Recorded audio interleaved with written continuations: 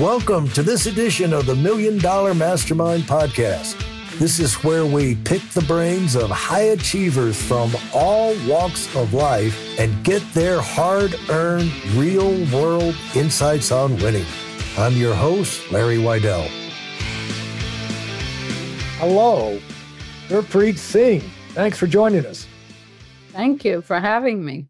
And you got an exciting story for people that are locked in jobs behind a desk and wanting to get out behind the desk. And you see people having a business of their own, and you just feel like you got more potential than your current career, your current opportunity, your current job offers you, but you don't feel like you're in a box and you're in a routine, you're successful at it, you've got obligations.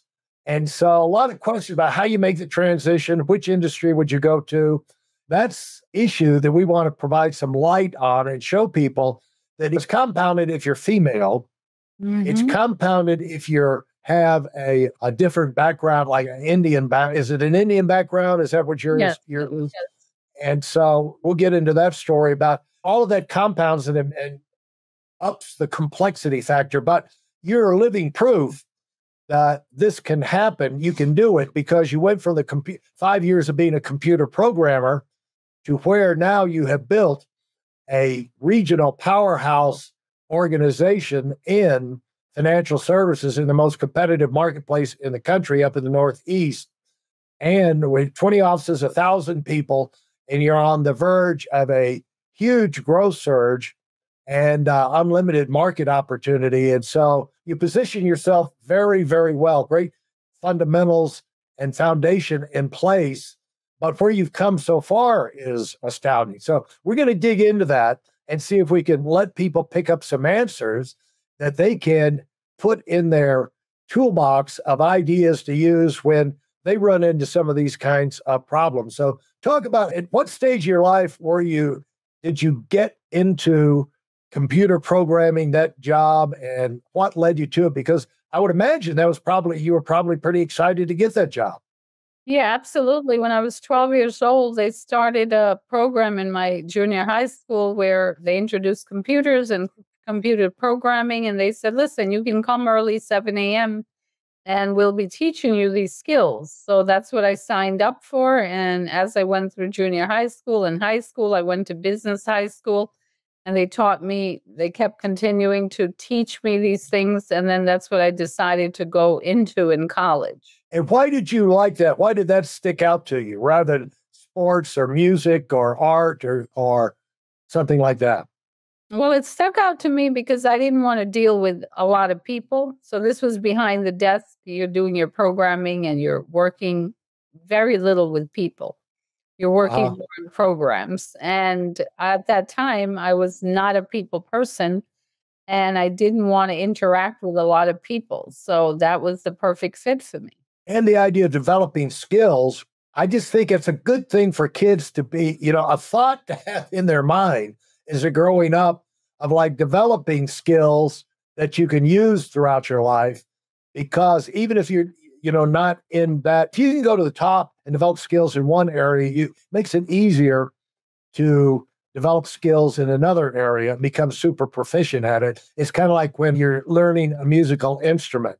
They want you to get to the point, because what your tendency is like, hey, I like this song. You go in to see this week, you see your guitar teacher, whatever. How does that work? And then you kind of get to where you can play that. The next week it's another song. You never really learn to play anything. So what they want you to do is to get to where, as soon as possible, get where you can play one song at a performance level, because then you have it in your mind, like this is playing a song. And it's the same thing with developing a skill, it seemed like. And so you're developing a skill at a young age and probably feeling pretty good about yourself, about the things you're learning. Yeah, absolutely. And the skill that I developed actually was getting up early and going to school early, and habits that have stuck with me. The work ethic skill. And also, if you want something, go for it. And being that I'm from an immigrant family, my parents migrated from India, we saw them work hard, and that was just part of our DNA. It's if you want something, go get it, work hard, show up early, and make it happen. And so, talk about an immigrant family. How long, by the time you were 12 years old, you're in high school, how long had they been here? Were you involved in that immigration experience? Yeah, well, I came here when I was 3, and Uh-huh. I was born in India, and I came here when I was 3 years old. So I didn't learn how to speak English until I was 6 because I never went to school till I was 6. And that's when I learned English was my second language. Yeah. And how did that impact you growing up? Do you think it made an impact on you one way or the other? I mean, it made an impact is when I went to school, it opened up a new world, a new language, because I was only familiar with what I was learning at home, which was my own native language. So that opened up a whole new world of possibilities. I guess one way of looking at it, Gurpreet, is when in your young life did it dawn on you? You have to learn a new language at 6, and but when did you really? Where did the impact of being an immigrant impact you, and that this was part of your reality? Well, I think it impacted me because, as I said, my parents worked hard. They came here for a better life. So there was no mentality of, oh, somebody's going to give you something or you're here to just wait for things to happen. It's make things happen. You came across all this time for a better life for your family. That's what my parents, my father, my mother, my sisters, that's the mentality. So the mentality was go after everything you can get your hands on because that's where the opportunity is. Yeah. And so as you're going through school, by the time you're 12 years old, you get the opportunity to get involved in the coding and class. And that basically forced you to now get up early, develop some discipline, and that stayed with you. I mean, so you were doing this all the way through high school? Yes, through high school. And then I went to junior high school there. And then I decided to go to high school further away because there was a business school that I applied for. So my friends all went to the local school. They're like, oh, you're going to take the train and you're going to take the bus and you're going to go to Manhattan because that's the big city, right? And you're going to go to school there every day. And I said, yeah, because I'm going to be able to learn so much more. And it was fabulous because it was a business school and they taught us skills that I use, I mean, up until today. Did that put you in a lead position in terms of getting employment as you graduated from that school? Or what happened after that high school, that business school?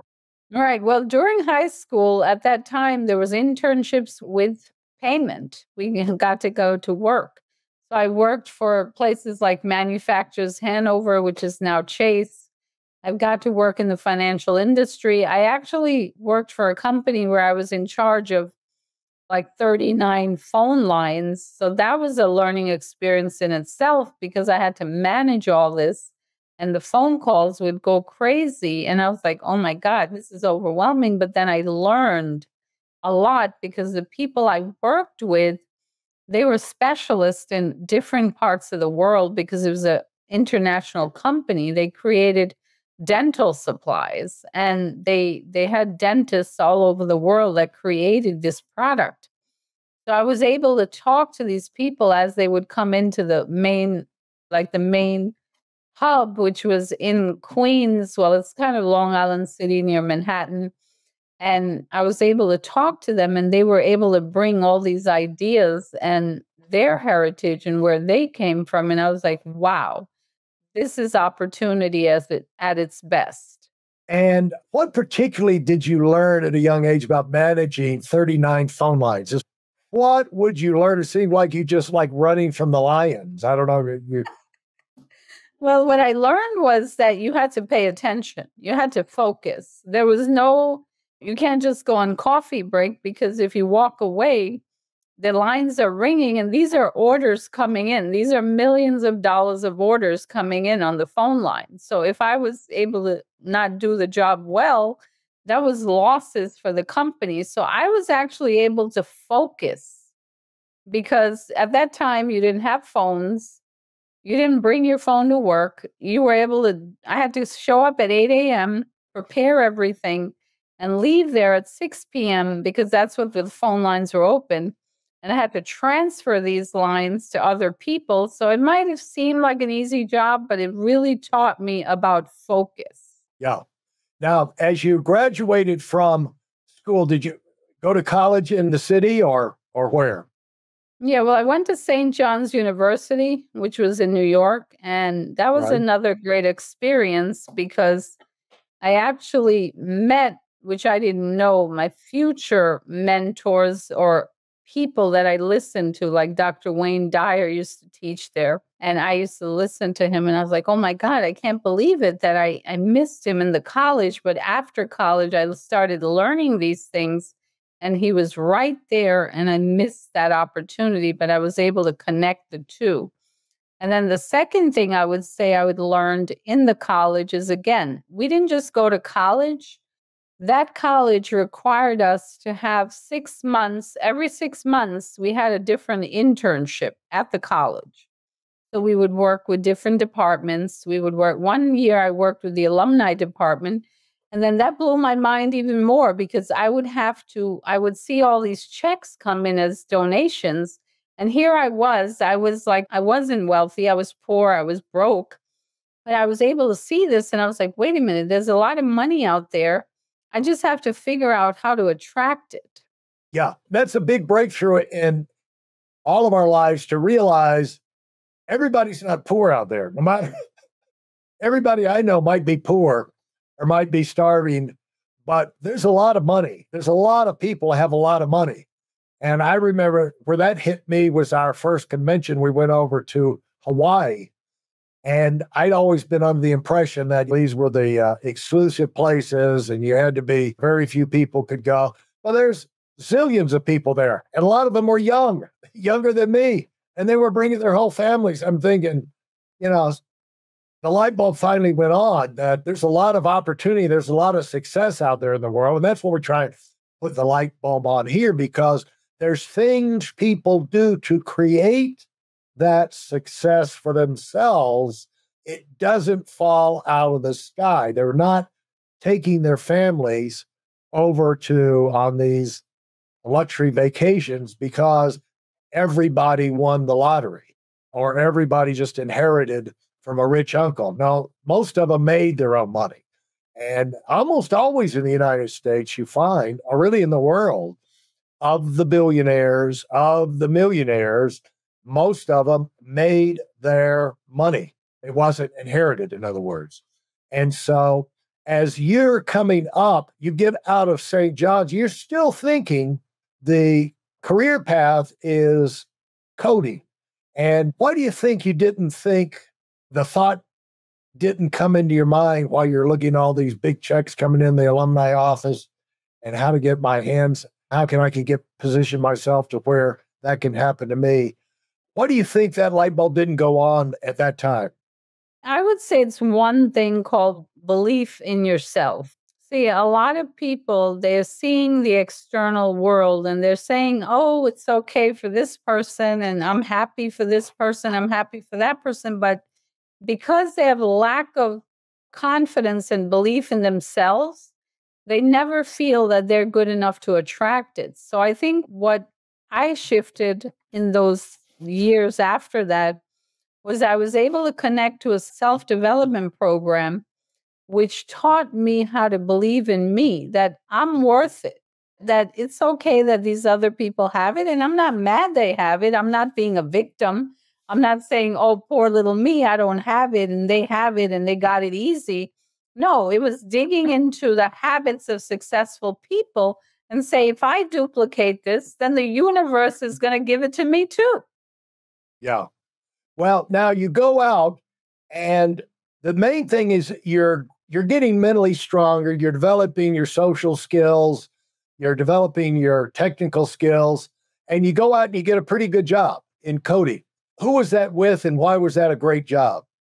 Yes, the first job I ever had was in New Jersey, and it was about $80,000, and it was pretty decent. But I realized I had to spend so much time traveling there every morning and every evening to what? Get a paycheck so I can build someone else's life where I can be building my own future and owning something versus just loaning it. And how much were you traveling then? It was 2 hours in the morning, 2 hours in the evening. That was 4 hours of my time. And that's when I started using those 2 hours to what? Develop myself, to read and Uh-huh. listen. And they had those players, those CD players, and they had the books. I would carry the books with me. So I would sit on the train, and it was almost like traveling and having a university on the train. And I would finish chapter after chapter, and in the evening, I would finish the rest of the chapters, but then I would do the same thing every day until it just becomes where you say, well, there's something better out there. Yeah, I've heard people say that they use their car like that. It's like every time they get in their car, class begins. You can cover a lot of class material when you're in the car if you establish that habit, that routine, and Yes. set yourself up to have that material already there when you get in. And so as you're going along, what other skills did you do? Did you develop any other skills on the job that are useful to you later once you got out of college? Yeah, I believe I did. I was able to interact with people more. I was able to become a team player more. I was able to do different projects as a team versus an individual. And I was able to communicate better because if you don't communicate well to either other people or yourself, you're blocking what you really want. And once you communicate it and you have a clear, concise mental picture, now the world is what? Out there for you to take. For those of you who are sick and tired of fooling around and are dead serious about wanting to move up fast, I've got something especially for you. I've combined the best insights from over 40 years in business and making $70 million in income and compressed them into a free webinar. That's right, it's a free resource. If you want to find out exactly what the concepts are that I use in coaching million-dollar earners, register now at WeidelOnWinning.com. You'll discover the 5-part framework used by so many to reach their financial, personal, and professional goals. You can find that link in this episode's show notes.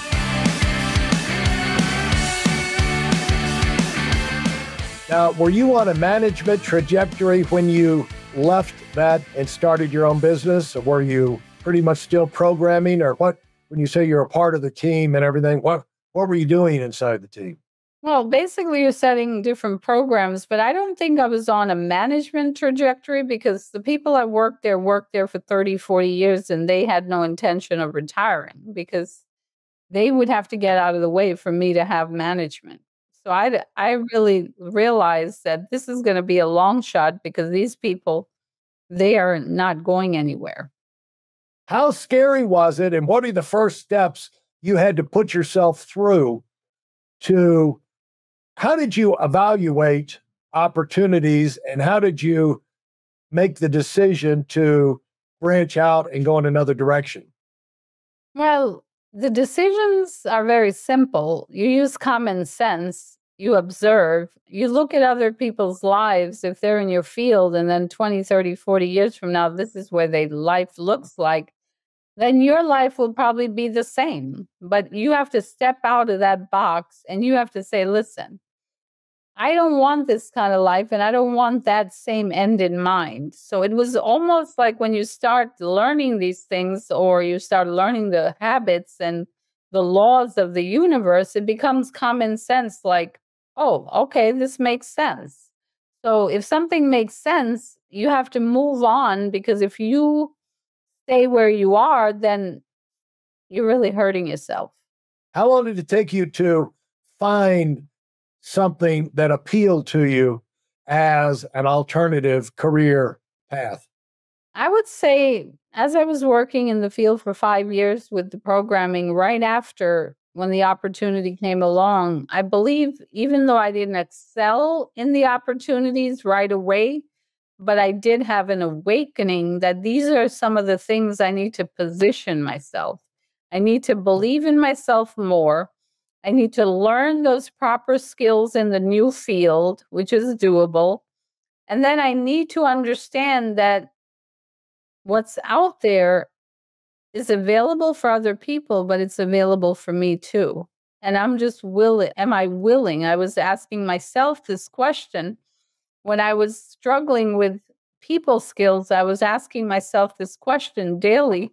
I said, listen, self, do you want to be financially or wealthy in the future? Yes, you do. Then you need to get over yourself and you need to go ahead and become a better people person. That's it. It's a conversation. That's it. It's over. If you want this, then you need to do this. So it was more common sense than anything else. Yeah, that's a principle that I first put in my book and then I since put in my course, that we ultimately, the higher you go, you've got to become your own best self-coach. You can learn from other people, but only you know you, and only you are there right when you're facing these challenges. And you can take forever to try and find someone else that would give you your answer, or you could dig it out and find it out for yourself. And a lot of these answers you wind up using over and over the rest of your life, because these roadblocks are recurring. It seems like they're recurring as you go down the road. They show up at different levels of success. But as you went in, and what was your financial obligations at the time you made the transition? Did you have a lot of obligations on you, or was it easy for you to make the transition? Because you're giving up a steady income. Well, I had obligations. I had $40,000 in debt, and I had to bet on myself. And I had to bet on realizing at that time, I was transitioning into marriage, being a future young mother, because my child came right away after we got married.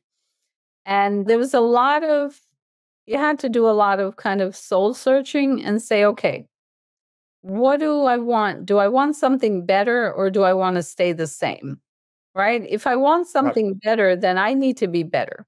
If I'm better, I'm going to attract better, which means better opportunities, better money. Then the future for my family is better too. But it all starts with me, because a lot of people say, oh, I love my family. I love this. I love that. But they're not willing to make the changes to themselves, because nothing is automatic. Success is not automatic. It has to be a daily grind. Was it your goal to, as quickly as possible, replace the income that you had left behind? Did you put yourself on the clock? Was it kind of a race?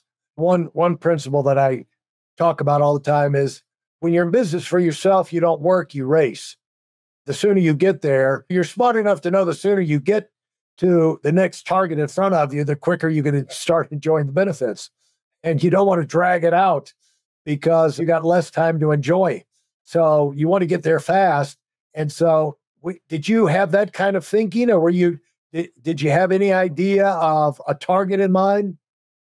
Yeah, absolutely. And it all brought me back to again, being an immigrant and having that immigrant work ethic and wanting it and taking it, right? Being in that place of remembering coming from another place and saying, okay, am I better? Did I do something better? Can I do something better for my family? So it was almost like going back to that space of where you come from and what you're willing to fight for. So that's what kept me focused on working 60, 70, 80 hours a week. Because I said, wait a minute, if I did it for someone else, I'm doing it for myself now. You're in the process of overcoming those feelings of inferiority and disadvantage. I'm disadvantaged for this, I'm disadvantaged for that. I'm an immigrant, child of immigrant parents, second language. I'm not a people person.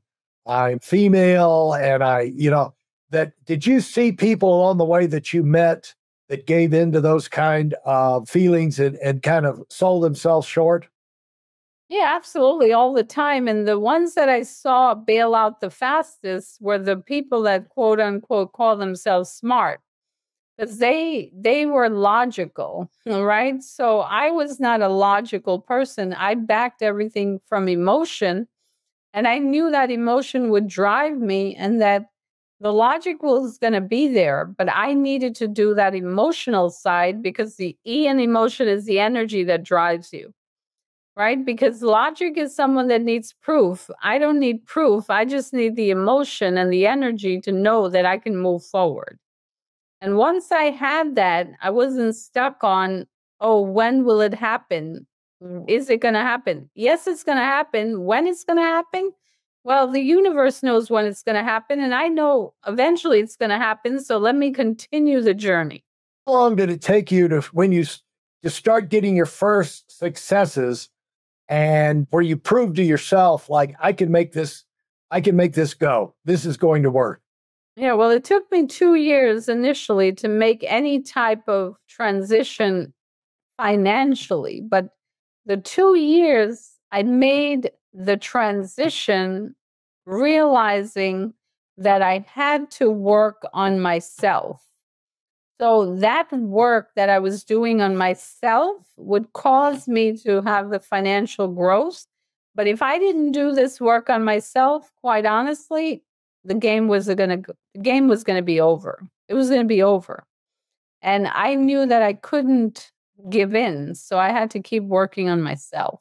How would you explain to people, how did you view that, what that meant, working on yourself, continuing to move forward, continue to do what was in front of you, staying on track where the results were not coming in yet or not, and keeping the faith that if I keep doing what I'm supposed to do, eventually things are going to start coming my way? What would you say is how you kept improving? Right. So working on myself is very simple. And I tell this to people all the time. It's reading, listening, and writing. It's being able to have those new thoughts by reading. And then we learn by listening, right? So these are the three most powerful things we learn in a classroom, right? That's why we have teachers and we become students, right? So I became a student of life. And once I realized that I was capable of reading, I was capable of listening, and I was capable of writing, this is what's required for success. And I could duplicate that within myself daily. And if I do this, it's going to take my life to the next level. The other thing is you're seeking out answers to questions that you have. You just don't let these questions stop you. I would always say to people, they came to visit, they're in for a meeting or something, and they happen to jump in the car and they're riding with me over to next location or whatever. And I said, I'm not surprised by your lack of success, but I am surprised that you have me in the car with you, probably the one time in your life, and you're not asking me questions.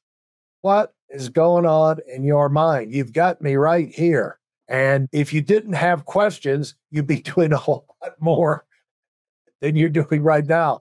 And what I did, this thing really preps you. Going through this process preps you. You program yourself to take the mystery out of the magic or of how you actually become successful and get it down into step-by-step things that you can teach to other people. And that allows you, once you get your business going, to develop and train your management, but also develop and train management where you can expand and open other offices, which I know that's what you did. And I went through the same thing myself because I had mentors that I grew up in an office. I don't know, when you're in financial services, you have the thing where you can go just open your own office right off the bat as any professional coming out of medicine or accounting or CPA. You can go out there and open an office, put it your shingle, and then just start to build that way. Or what the more common approach is to start in someone else's office as, again, an apprenticeship, a mentorship type program, a trainee program. And then once you learn the ropes, earn the right to get promoted out and get your own operation and turn yourself loose. And if you're good enough, then you can, in other words, not just run a McDonald's, but get your own McDonald's type thing. And if you're really good and you're really motivated to do it, then you can start taking people in that work inside your operation and train them and spin them off to their operation. And you've done that 20 times.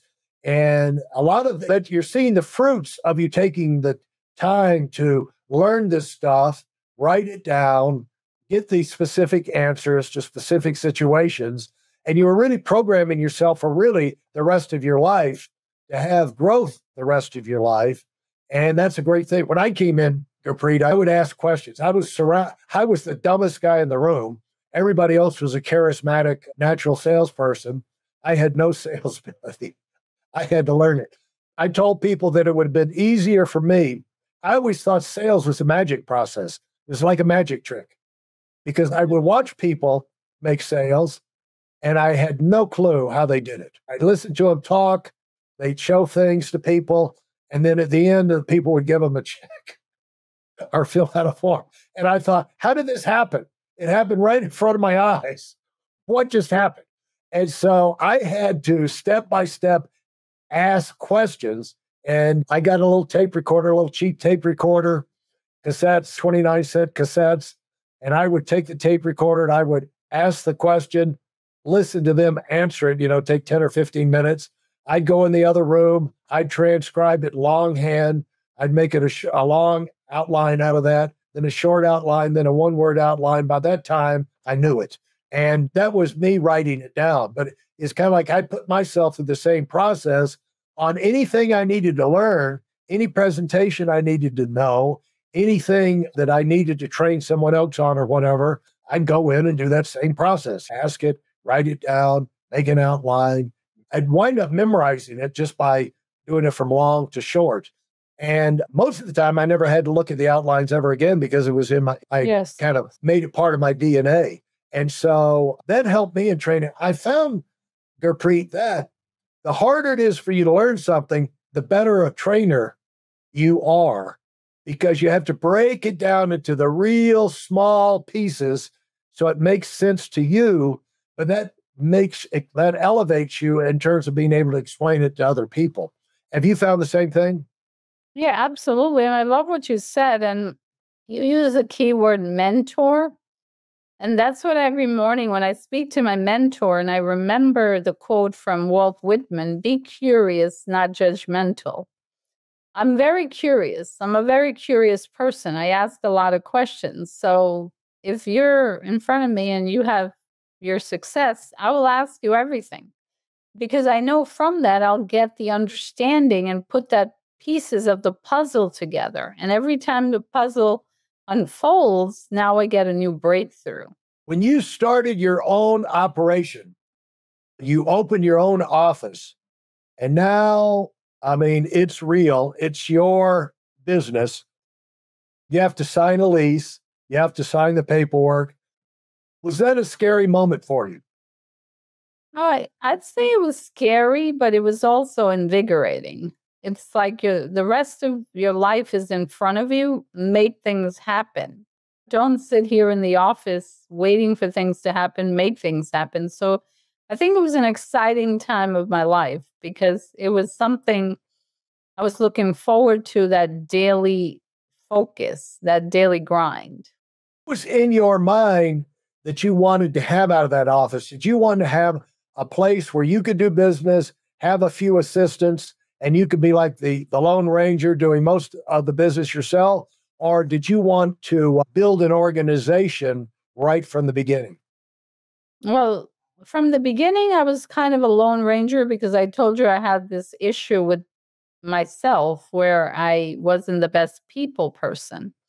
But then when I realized, and of course, being in a partnership with my husband, he made me realize, wait a minute, if you're building going solo, it's going to be limited. You need to build a team so you can grow and get better and change.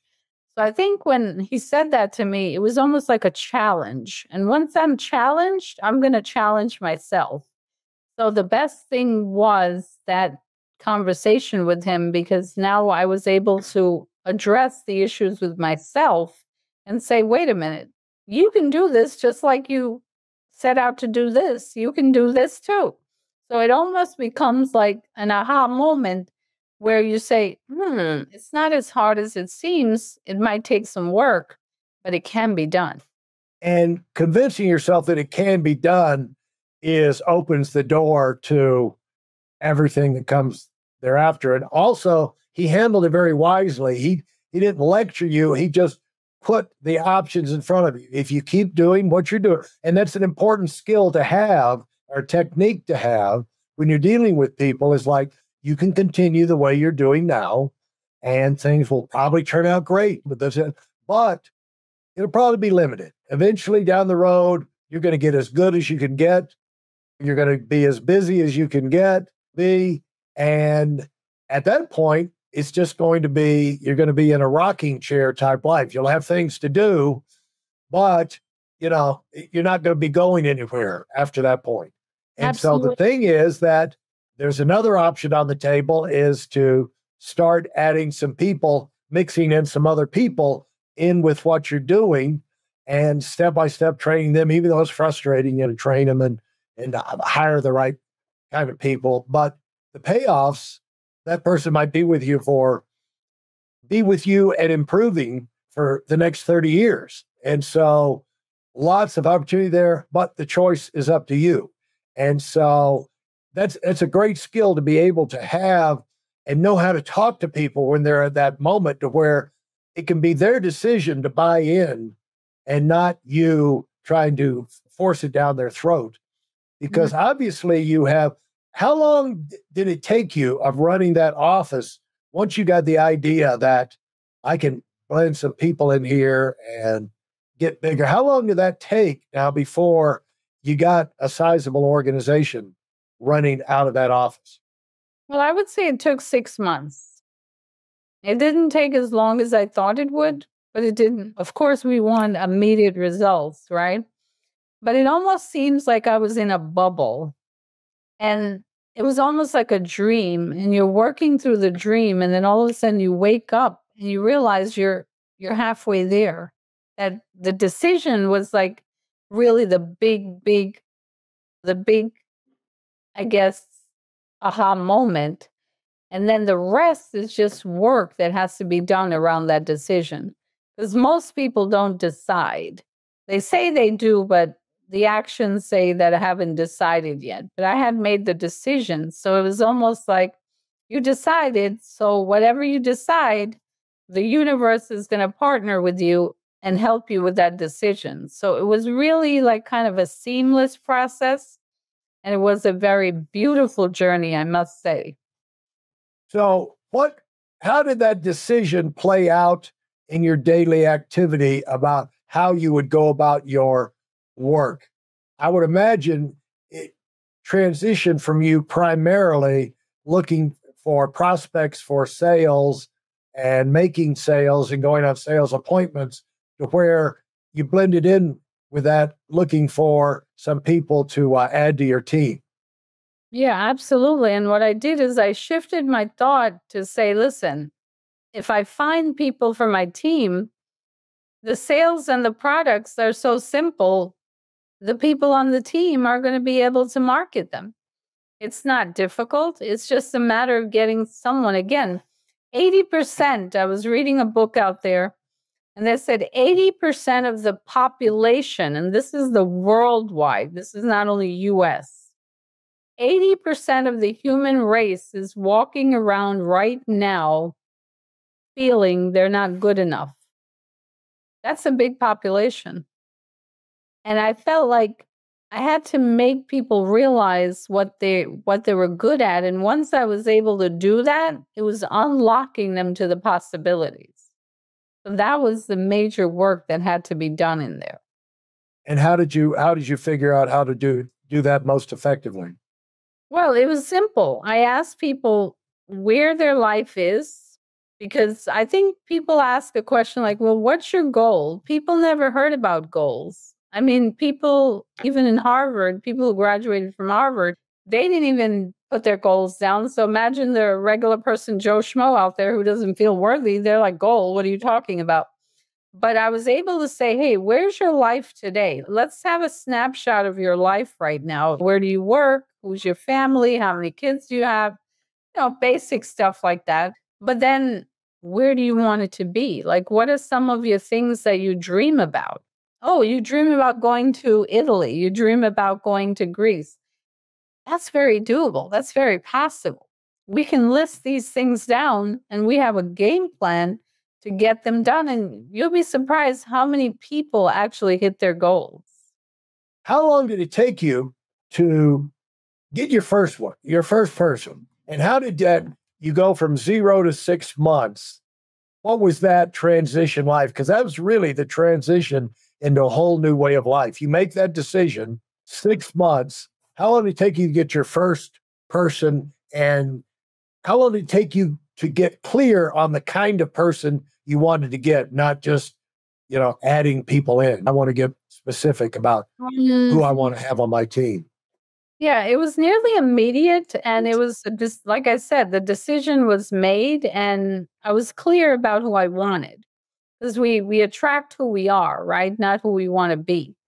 And I was clear about that person who had that hunger like I did, like that coming, like I said, I keep bringing it back to that immigrant mindset. But, when you come to JFK Airport in New York and you see people come for the first time, they come with their eyes lighted up, the new world. They left behind their life and now the possibilities, right? So I was like that person. And immediately, as I started talking to people, they're like, wow, that's what you're doing? I want to do that too. And I was like, are you sure? It was such a short period of time that because I didn't believe in myself so much, I even asked those people that said, yes, are you sure? And then I'm like saying to myself, are you crazy? What's wrong with you? So it was immediate in that process of building people, because we're not taught to build other people, because when we're on a job, we're afraid to share everything with people because we might be afraid of them taking our jobs, right? Fear. So I was able to let go of the fear and say, hey, you know what? I'm going to be the CEO of my company. That's the Chief Encouraging Officer.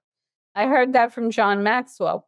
And when I heard it, I said, oh my God, that's what I want to be, a CEO, a Chief Encouraging Officer, even though that person might not be the one I'm looking for. But if I encourage them when I'm speaking, I'm really speaking to myself. Yeah. Whether they believe it or not, that's up to them. But what it's doing, it's reprogramming my mind into a better mindset. So I thank all those people, those negative people out there, because I was out there affirming the great things in life and they were contradicting and I was affirming. But because I was saying it, it happened in my mind, even if it didn't happen in theirs, if that made sense. Right. So now you go from convincing people that they can be successful, they can change their career, they can become a part of what you're doing, where now people are opening their own offices, which is a whole nother level of commitment. And that's become quite a thing. To open 20 offices, have 20 functioning offices. 39. It's actually 39. I undergraded 39. It. Well, I knew you were positioned for amazing growth. I didn't know we were going to have double the number by the time the podcast was over. But because remember, I'm not a numbers person. I forget my own numbers sometimes. I'm a more action-oriented, get it done, and let's move on to the next kind of person. Yeah, well, that's what I tell people. Like if they say, how much stock do you have, or how much this, or how many offices do you have? If you know the answer, you don't have enough, because when you have enough that's growing so fast, you can't keep up with them. And you appear to be a perfect example of it. And so how is this happening? Where people are coming through and opening their own offices, and what's that process all about for them and for you? Because this is a significant powerhouse operation up there in that region. Yeah, well, again, like I told you, I was the Chief Encouraging Officer. I told the people that I was mentoring, I told them to change their vocabulary. Okay. I didn't want them to use the word problem. I wanted them to use the word situation. So I would take out a pen and pad. If I'm visiting with you, I would say, Larry, what are some of the situations you're facing? I don't say problems, because in problems, people start thinking negativity, right? And we would list down the situations. And then I would say, hey, listen, now that we have the situations, let's list down the solutions. So I would attack each situation with a solution. So when I left there, their belief level was higher, but I would not just give them like a hyped up motivational talk. I would give them strategies for each situation. I would say, hey, you know what, Larry, you're having a tough time meeting with people. Let's look through your phone book or your phone or your phone or your phone book. Some people still write their phone book. And let's go through the resources you have. And based on my experience, I'm going to help you so we can transition. And all of a sudden, you would see that big cloud went away. We're like, you're actually going to help me do this? I say, yes, because this is what I do. And when I would leave there, now they feel like Superman and now they can go conquer the world. So I felt like every situation was that way. And that's what helped me to transition their thinking. And then that would empower me to go get more people because I was like, wait a minute, if I could do it for that person, I can go do it for XYZ. Now, have you learned, how have your systems developed? Because in the beginning, it's just you doing what you do. And then as you get an office, you have a bunch of people in there operating and they're doing a lot of the things, they're extension of you, but you have to be even more organized. And when you have offices in other states and then they're opening other offices, they're on the move. How elaborate are your systems? How much do you travel? How much do you stay in communication? You raise the communication idea early on, the importance of it. How often are you in communication with your people on the phone, with their numbers, and also with you on site? All the time. And thank God for technology because we can be on Zoom now and we can see each other, right? Before it was just on the phone. We don't see the facial expressions. You're able to have a Zoom call with one of your offices. And if they're farther away, you can say, hey, listen, you know what? The time I'm going to spend 2 hours going and 2 hours coming, that's 4 hours, right? I'm going to invest that time in you. And we're going to be on this call and go over the situations and the solutions. So I think the best thing I do all the time is I communicate all the time.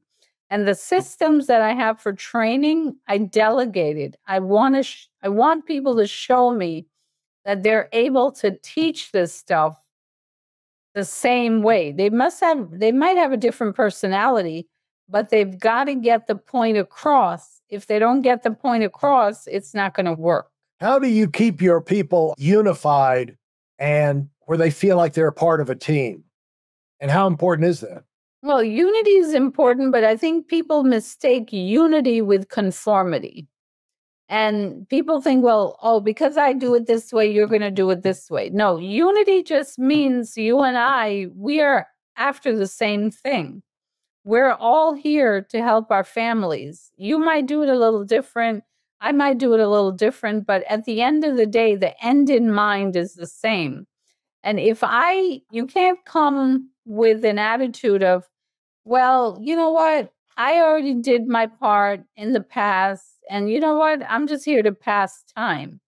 Because people hate for you to be on the sideline and they're out there slopping it up and working. And you're sitting here saying, well, you know what? I just did everything I needed to do and I have a great life. People don't like that. They're like, are you in the game? Yes, I'm in the game.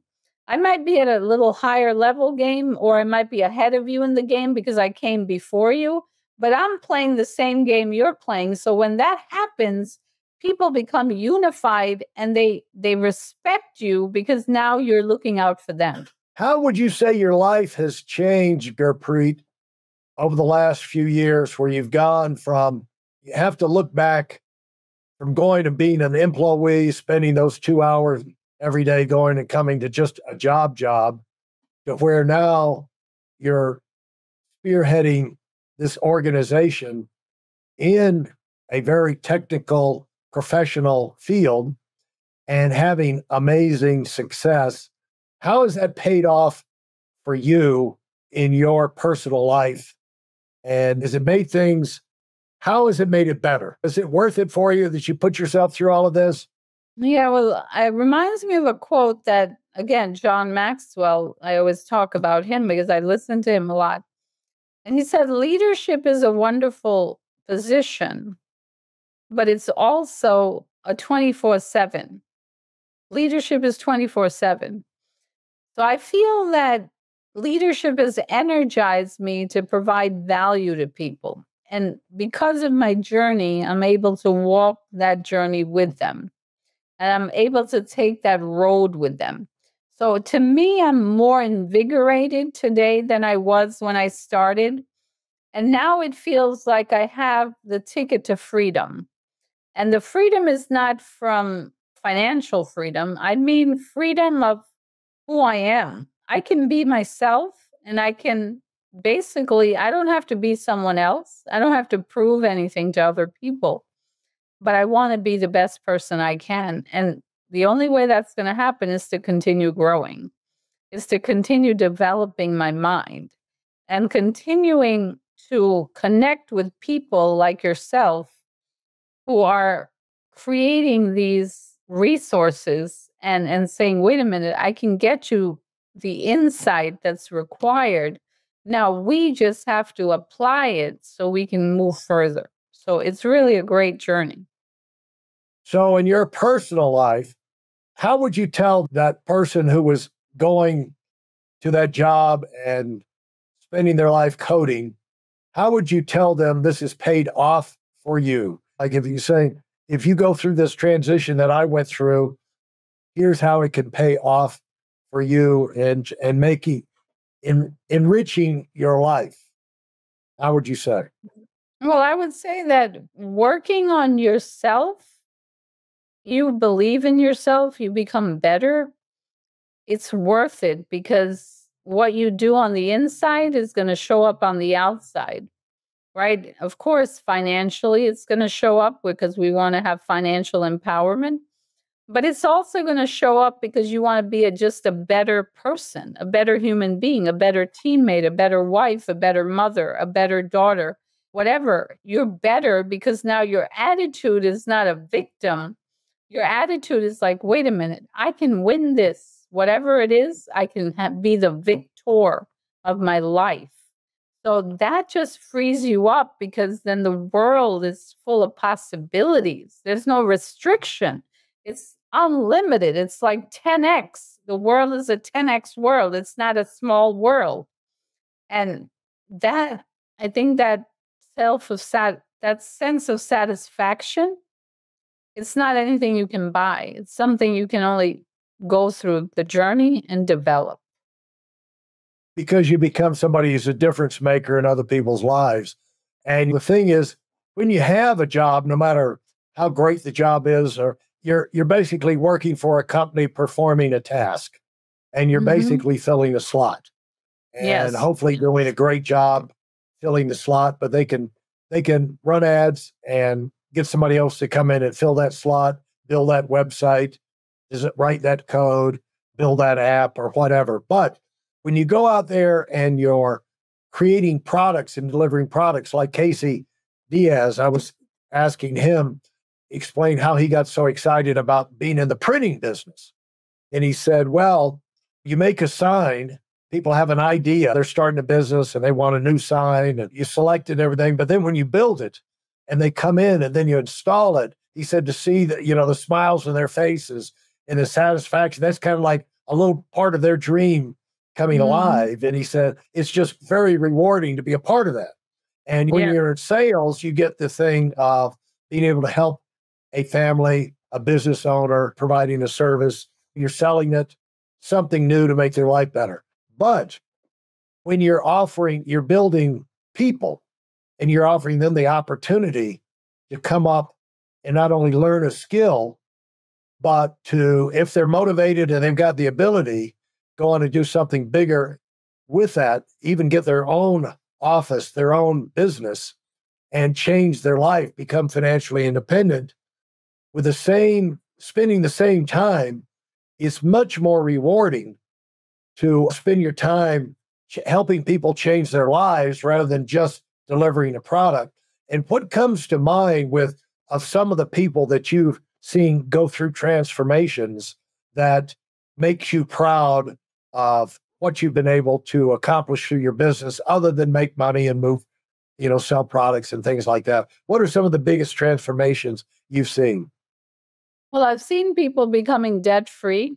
I've seen people get their life back. I've seen people buy their mama a house. I've seen them maybe being able to pay for medical challenges for their family. I've seen all of that happen. And when it happens, it's just invigorating because you were able to show them a system that provided them that. Because on their job, they wouldn't be able to do that, right? It was limited. So I've seen that all. And I mean, I've seen transformations in people's lives, but I've also seen people's transformation in their thought process where they're no longer that negative person. They're no longer that doubting person where they believe in themselves and they want to conquer the world. So to me, that's the best feeling. Yeah. Well, congratulations, Gurpreet. It's been fun talking with you. Hopefully, we're going to get a chance to do it again. Hopefully, your offices and your network will expand. And because I knew you were in a big growth surge right now, but I didn't know you'd already exploded from 20 to 39 offices. Yep, you might be up to 45. It's 10 minutes later. Yep, that's it. The goal is to have at least minimum 100 in the next year or so. So we have to get to work. Yeah. Well, let's make an appointment to get back and talk about that. But it's not all roses and it's not all staying calm. What would you say it was the biggest challenge for you? Just so people will know you're a real person and you're living a real life and things don't always go great. What was the real toughest crossroads for you or challenge for you as you went through this road?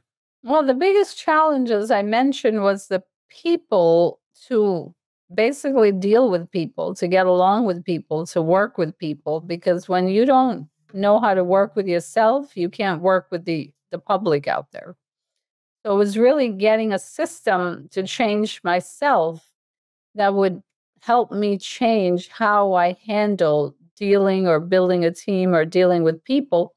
So I think that was the most challenging, but it was also the most invigorating. So it was, as you said earlier, the challenge grows us the most. I think that challenge grew the most for me to become the person who can work with basically any person and then help them see where we needed to go. Yeah, I think all of us, the changes we have to make ourselves are the toughest in how we approach things. We have to become more flexible and more open. But those changes put us in a position to have much more success throughout our life because we're not so rigid. We're not creating more problems than we're solving as we go through life. So many managers are out there, they make the soup and then they put a drop of poison in the soup. And at the end of the day, they say something to poison the whole mixture. It's like they put a big party on for their team, but then they say something in the process where nobody enjoyed it. They hate the manager even more than when they started. And it's important not to be your own worst enemy out there. And I think that's a process we all go through in one stage or another. Yes, absolutely. Well, thanks so much, Gurpreet. I always like to give our guests a last word. So do you have a last word for those that have stayed with us to the end? Well, the last word is believe in yourself and go through the journey and believe in yourself, because when you believe in yourself, the world is unlimited. And you might hit those roadblocks, but guess what? If you come to a dead end, you just turn around and you go in another street. So don't limit yourself. Just continue and challenge yourself to become the best you. And it doesn't mean you have to go from 0 to 100. It's a process daily, right? Success is in your daily agenda. And every day, if you do the small things, you'll be surprised how they add up.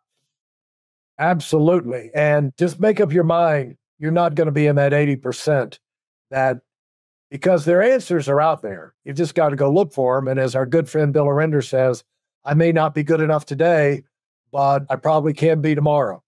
And so don't give up today because of what can happen tomorrow. The answers are all out there. So keep on going. Thanks so much, Gurpreet. This has been fun. Yes, it's been great. I appreciate you having me on. It's been an honor, and I hope that someone can get something out of it. I know they will. Thank you. Thank you for listening to this episode of the $1 Million Mastermind Podcast. Commit to your personal and professional evolution with our free training video. It's designed not just as an educational session, but as a transformative journey for those bold enough to aim for the stars. This isn't just any webinar. It's a roadmap to achieving the extraordinary. It's tailored for those who dare to dream big, and yes, it is completely free. Join us in a network of ambitious professionals ready to take their careers to new heights. Secure your spot now at WhiteLonWinning.com, and let's unlock your potential together. Thanks for being part of this community.